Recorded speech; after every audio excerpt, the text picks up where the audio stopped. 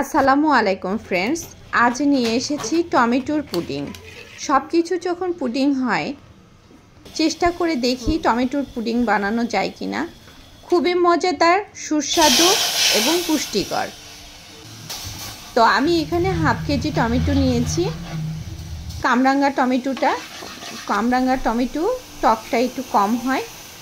টমেটোটা আমি ভালো করে ধুয়ে কেটে নিয়েছি কুচি কুচি করে, তারপরে সামান্য একটু লবণ দিয়ে মেখে রেখেছি রসটা বের হওয়ার জন্য।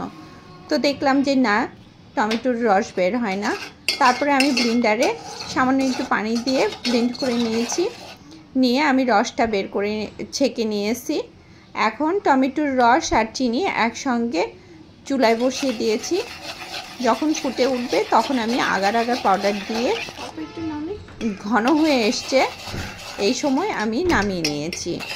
এখন আমি যেটাতে সেট করব সেখানে সেট করে নিলাম। ধন্যবাদ, ভালো থাকবেন।